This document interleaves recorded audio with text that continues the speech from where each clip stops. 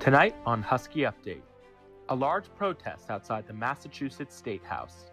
Demonstrators rally against ICE as Andrew Longo reports from the scene. Plus tonight, a look at Husky sports. Cassandra Joyce has the latest updates from around campus.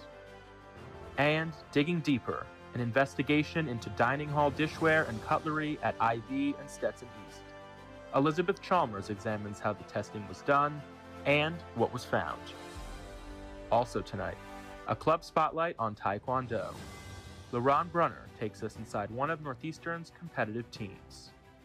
And still ahead, your weather forecast, Super Bowl excitement, and Valentine's Day stories. The stories that matter most, on campus and beyond. Husky Update starts right now. Good evening, I'm Lawrence Brown. And I'm Andrew Longo.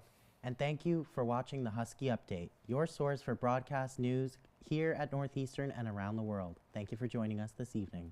We begin tonight in the busy world of sports, where the Huskies are preparing for their Beanpot consolation game, and the New England Patriots are hoping for another Super Bowl title. NUTV sports reporter Cassandra Joyce joins us live now in studio with all of the excitement building up for the big games. Cassandra? Northeastern sports had quite the week this week, kicking off with the first round of men's Beanpot on Monday. The men's hockey team failed to advance to the championship game after losing in a heartbreaking shootout to the BU Terriers. Junior goaltender Lawton Zacher managed a stellar performance with 40 saves on net despite playing through an injury, and Dylan Ritzkovian notched 2 points and a shootout goal. The Huskies are playing UConn right now and will play Harvard in the consolation game on Monday. Women's hockey picked up a dominant 5-1 win over the University of Maine Black Bears last night. Goalie Lisa Janssen had 33 saves and was just named as a semifinalist for Goalie of the Year. The men's basketball team played last night as well in a matchup against the Hofstra Pride that they lost 80-63 to extend their losing streak to 5 games. Looking forward to this weekend, women's basketball is playing on the road Friday and Sunday. Men's basketball and women's hockey are away on Saturday. Track and field will be competing in the ECAC Championship, and swim and dive will host the NU Diving Invitational in Barletta Natatorium on Saturday. In professional sports news, the New England Patriots are facing off against the Seattle Seahawks in the 60th Super Bowl on Sunday. The Seahawks are coming off a 31-27 win over the Los Angeles Rams in the AFC Championship, led by quarterback Sam Darnold. The Patriots beat the Denver Broncos in the NFC Championship 10-7 in a defense-heavy game. With these two closely matched teams, Sunday's game should be nothing short of exciting. Now, while the Seahawks are an incredible team in their own right, the Patriots have been going viral for a number of reasons this year, from the rise of the social media account Drake May Lover to the sensation Ann Michael May has become. I asked students on Northeastern's campus about what they were looking most forward to for the Super Bowl. Thoughts on the Super Bowl? I think Pats are going to dominate. Drake May is going to throw over 300 yards and win an MVP. I really don't want the Patriots to win because I'm a Steelers fan. Yeah, the Steelers and Patriots have the same number of Super Bowls right now, and I would really not like the Patriots to have more than the Steelers. I think the Seahawks are going to win. The Pats are taking it home. Let's go Patriots. We got to get the win. I'm very confident. I think the Seahawks are going to win. I'm not a betting man, but if I was, I would put $25,000 on the Seahawks. But that's my unbiased take. And score prediction? 27-23 Pats. 28-21 Seahawks. 28-24. Bring it back, baby. 23-17 Patriots. What's it like being a Seahawks fan living here right now?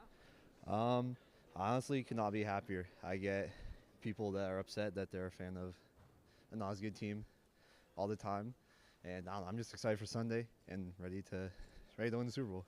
I don't care about the Pats fans. Roll Birds. And what are your thoughts on Ann Michael May?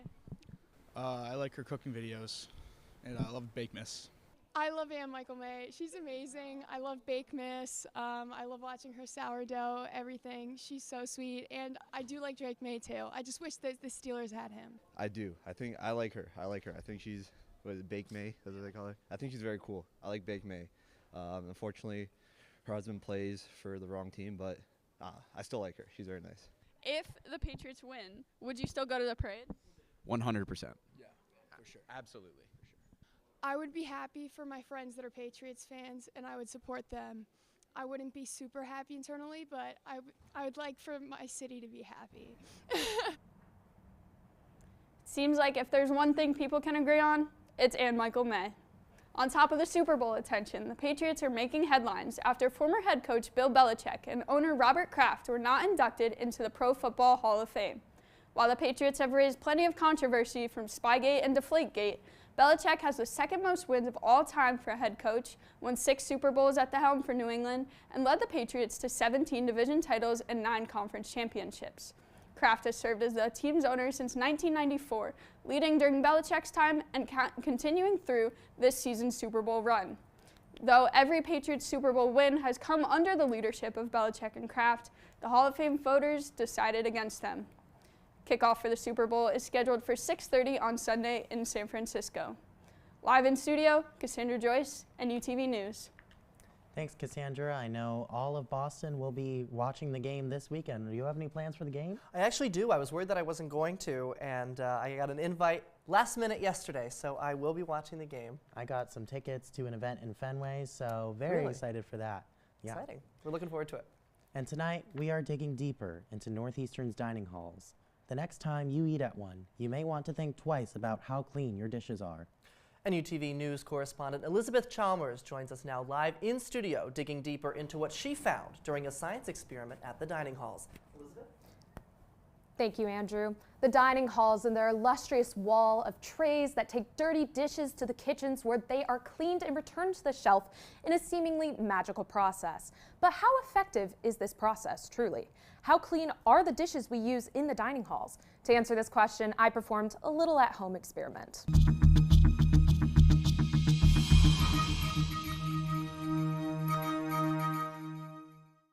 For this experiment, I would take 3 items from the 2 main dining halls on campus, the Eatery at Stetson East and the United Table at International Village.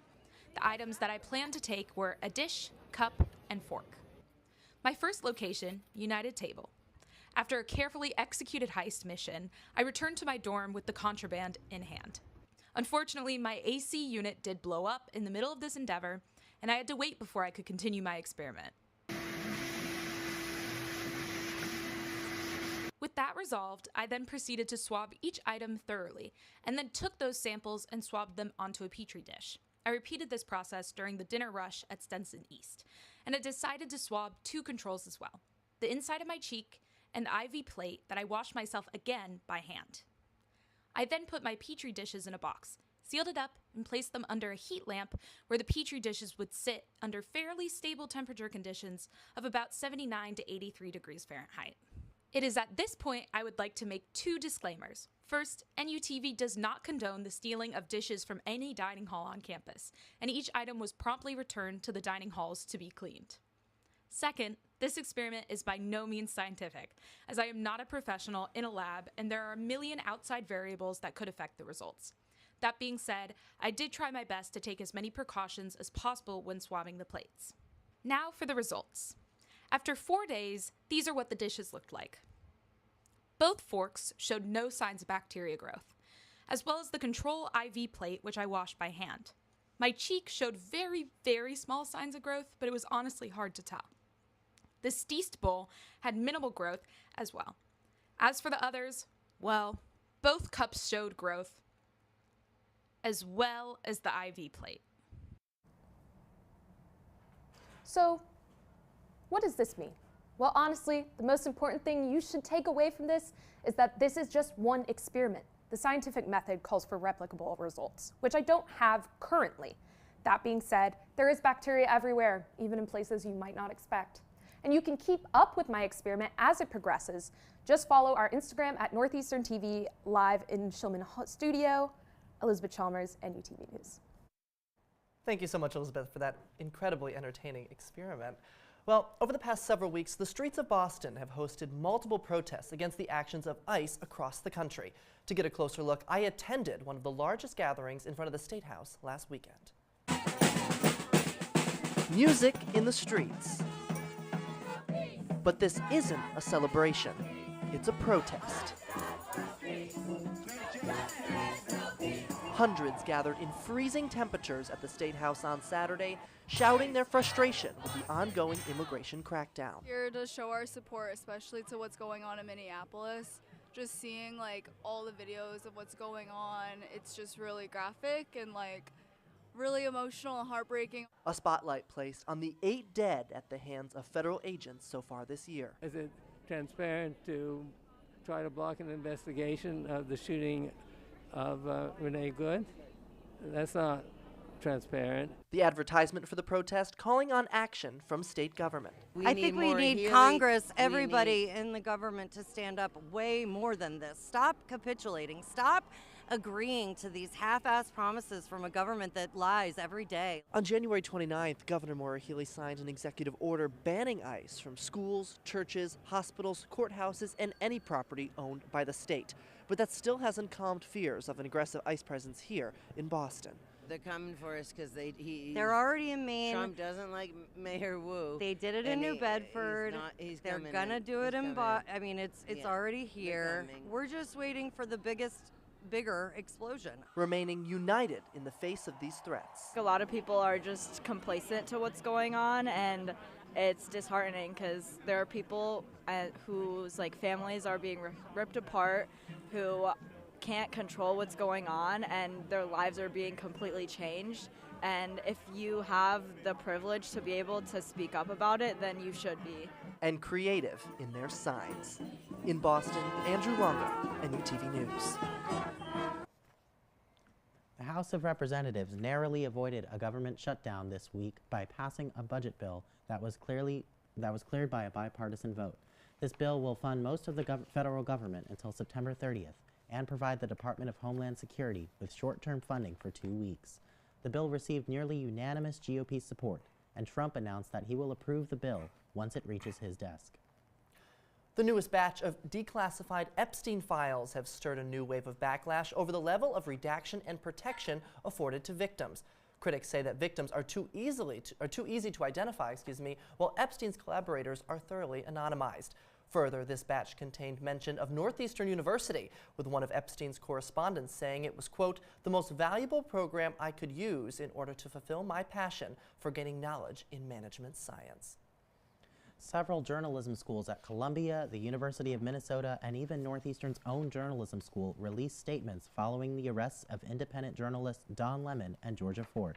The two were covering a protest of an alleged ICE agent serving as a pastor during a church service January 18th and were arrested 12 days later. Lemon and Fort were released later that same day and are currently awaiting trial. Many journalists condemned their arrest as an attack on the First Amendment and freedom of the press. The search for 84-year-old Nancy Guthrie, mother of Today's Show co-host Savannah Guthrie, is continuing tonight as investigators work to figure out why and how she disappeared. New details into the investigation are coming out by the hour, but here's what we know so far.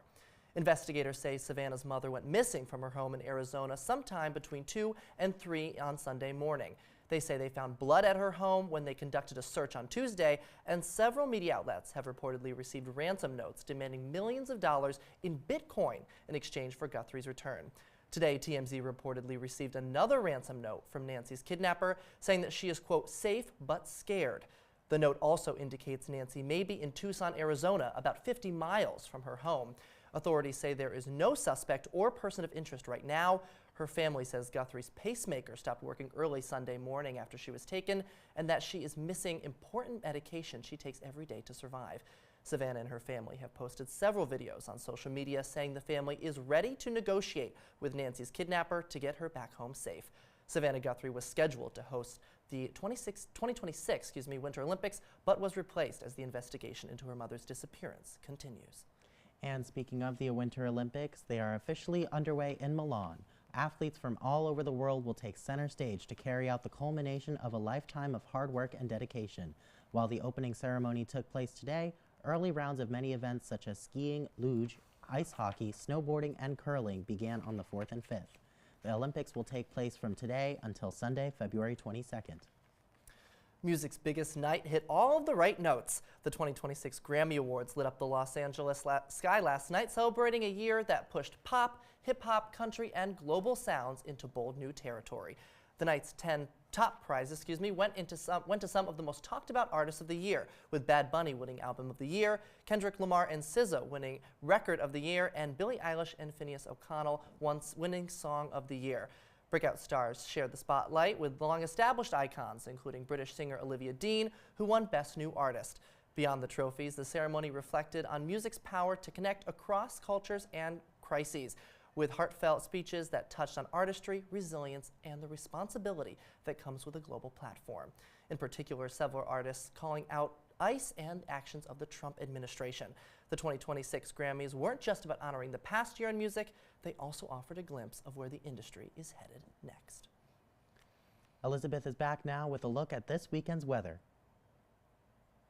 Welcome back to the weather. I hope you all have been staying warm. We've had some pretty nice weather this work week, but unfortunately winds are bringing another cold front and potential snow. We're looking at a low of 8 degrees Saturday and 3 degrees on Sunday. Highs for the weekend are 25 and 14.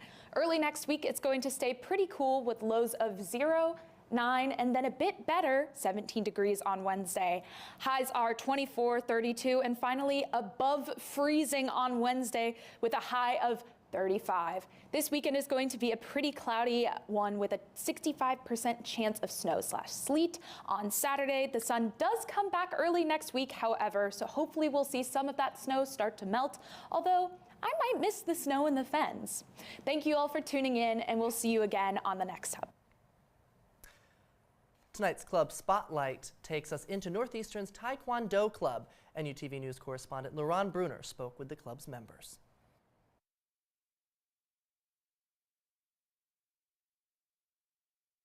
It's almost Valentine's Day, and though love may be in the air this month, hatred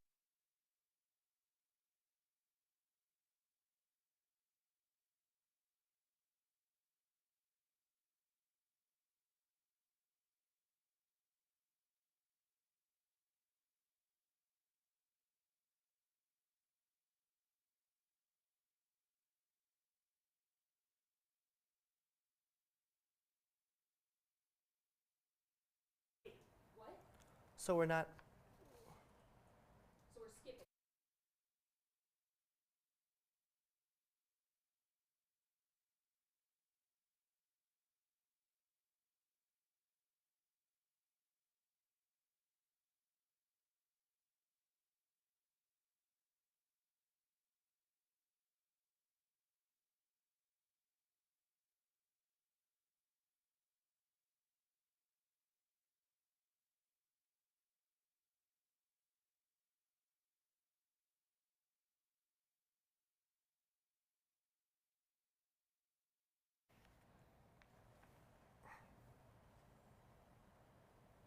Valentine's Day is quickly approaching, and while the holiday is meant to celebrate love, it could also be a reminder of some bad memories.